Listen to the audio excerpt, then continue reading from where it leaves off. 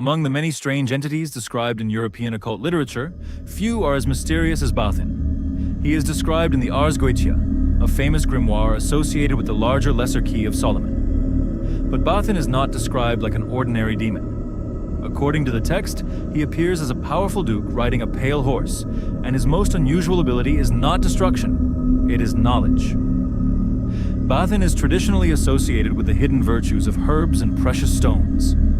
The ancient occult imagination believed that plants and minerals contained powers that ordinary people could not understand. Bathin, according to the legend, knew those secrets. But there was something even stranger about him. He was said to possess the ability to transport people from one place to another with incredible speed.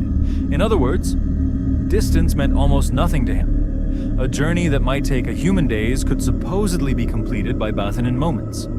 For occult practitioners, this made him an especially mysterious figure. But the stories surrounding Bathin became darker over time. Some later occult traditions portrayed him as an entity capable of granting knowledge that could be dangerous in the wrong hands. A person seeking him wasn't simply asking for information. They were supposedly asking to cross a boundary between the ordinary world and the supernatural.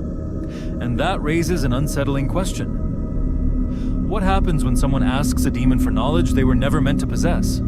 Imagine standing alone in a dark room, a circle drawn across the floor, candles burning around it, ancient symbols surrounding your feet. Then, a sound comes from outside. Hooves. Slow. Heavy. Getting closer. You hear the breathing of a horse. The candle flames suddenly bend toward the doorway, and through the darkness appears a pale horse. Its rider is Bathin.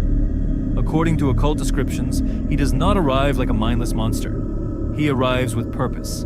He examines the person who summoned him. Are they prepared? Are they worthy? Or are they simply desperate? That is where the legend becomes particularly disturbing, because knowledge can be more dangerous than power. Someone who learns the properties of an herb might use it to heal, but the same knowledge can be used to harm. Someone who understands the value of a precious stone may discover wealth, but they may also become consumed by greed.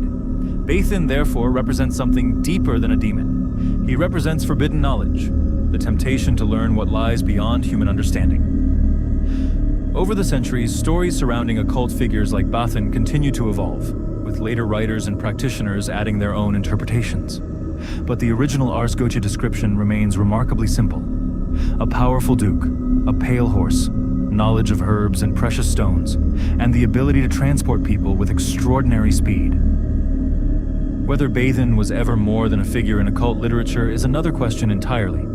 But perhaps that's why the legend survived.